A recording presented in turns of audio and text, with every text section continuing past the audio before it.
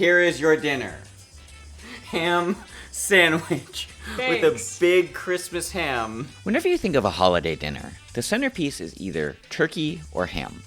Today, I want to share with you my recipe for holiday ham. This is one of the first things I learned to cook, and the best part about it is that it's almost impossible to mess up. Pretty much idiot proof. Not to say that you're an idiot, but you've made this in the past.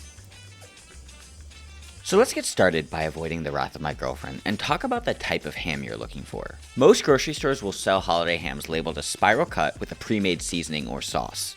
You want to avoid those for two reasons. The first is that the spiral cut is more likely to dry out because there is more surface area of the ham to evaporate moisture. While pre-cut may be more convenient, it will often be worse. The second is that the pre-made sauce doesn't have enough sugar to help caramelize and get that signature crispy square pattern. As long as you're comfortable doing a little bit of carving yourself, this will turn out better every single time. So try and find an uncut ham like the one I have here. This one is about 9 pounds. Whenever you buy your ham, you can take the weight in pounds and multiply it by 20 to get your estimated cook time. One of the reasons a holiday ham is the best thing to make for beginner cooks is that the ham is already cooked. It's safe to eat because it's a cured meat. Your goal is to heat it through without drying it out. So we're going to start this in a relatively low temperature oven at 325 degrees Fahrenheit. This ham I have took about 3 hours to cook. And if you're planning to serve your holiday dinner around 5 p.m., you should start cooking this at roughly 1 p.m. So then you can have some time for prep and carving time. To get started, you're going to need a big roasting pan and some metal rack, basket, or wireframe to raise the ham off the surface just a few inches. While you don't need the little rack, it's important so that the bottom of the ham isn't boiling in its own juices on the bottom side. You're going to need some cloves and some star anise. Some recipes call for putting the whole cloves and star anise directly in the ham, but these spices are very hard and bitter. The last thing you want is someone losing a tooth during the holiday meal. So we'll put them in the bottom of the roasting pan in the roasting juices. You also need about a ½ inch of water or chicken broth in the base of the pan. Unwrap your ham and make sure it fits in your roasting pan. If you don't have one of these, you can go to the store and get one of those big aluminum roasting pans. Find a knife that you don't care about and start scoring your ham. Before cooking, you need to create shallow cuts in the ham that will create that square pattern across the surface. You don't need to be exact, but what you're looking for is roughly about a 1/4 inch deep cuts.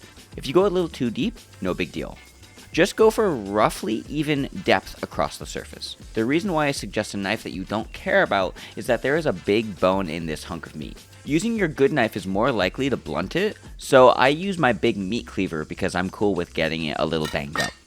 When you finish scoring, put the ham in the oven at 325 degrees and set a 30-minute timer. Like I said, this is a 9-pound ham, so we need roughly 3 hours to heat this through. The first 30 minutes is to start our honey glaze. Speaking of, get a tiny bowl. Fish out the almost empty jar of honey from your cabinet and add roughly 1/2 cup of honey to a bowl. To be completely honest, you don't need to be exact with your glaze here.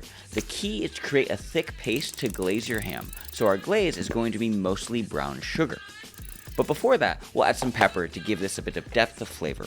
You can certainly use pre-ground pepper and the fresh grind. I opted for a bit of both because I didn't want to stand there for 5 minutes grinding pepper.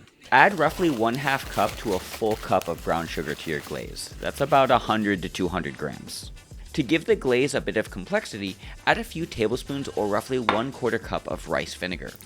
Some recipes call for using the nice Dijon mustard. I do recommend the nice stuff, but I find that the good mustard never gets used in our kitchen for anything else, so regular mustard is perfectly fine. I'll confess that I made a little mistake, and I added too much rice vinegar. While it's important to have the rice vinegar for the acid, my paste that I made here was not thick enough, so I did add an extra 1/2 cup of brown sugar to get the pasty consistency that I needed. Making the glaze should take you about 5 to 10 minutes, so set it off to the side until your first 30-minute timer goes off. After your first timer, pull your ham from the oven and give it a generous brushing of your glaze. Your ham will still look pale, raw, and kinda gross, and you may be tempted to turn up the heat. However, if you start your temperature too high when you're cooking your ham, you'll burn the sugar glaze, and the inside won't be heated through. That is why I recommend preparing and cooking your ham about 4 hours before your target meal time. So every 30 minutes, you're gonna apply a coating of your glaze during the cook time of your ham. You may need to make a second batch of your glaze depending on how much you paint on each round. Honestly, that's what I had to do. The second batch of glaze, I was a bit lazy and didn't add any pepper or other spices because I knew the first glaze had enough pepper in it already. No one's gonna know, so just keep trucking along until your ham starts looking golden, brown, and caramelized after about 3 or 4 glazings. What you're looking for is an internal temperature of 130 to 140 degrees Fahrenheit. If you want to help speed up the end and give a little extra color and browning, you can bump up your oven to 425 degrees for the last 30 minutes of cooking, or you can just use a blowtorch. When you hit the final desired temperature of 130 to 140, you can pull your ham from the oven and let it rest for 10 minutes so that it's cool enough to handle and carve.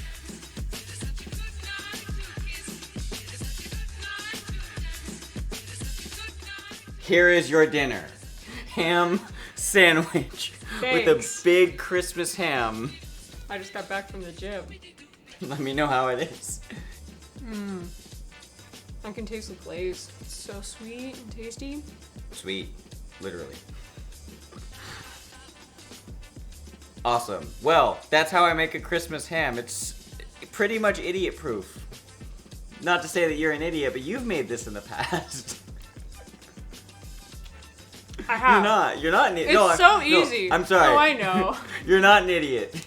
It's so easy though. It is. And it makes great for sandwiches. So yeah, that's the video. Thank you very much for participating by eating more food. I profit. Thanks for watching. Hope you learned something. If you did, let me know in the comment section down below. If you have questions, comments, concerns, comment section is down there for that as well. And I will leave you with the final tip, and that is to eat 1 gram of protein per pound of body weight, and you'll make some... Goodbye, my friends. Bye. Bye.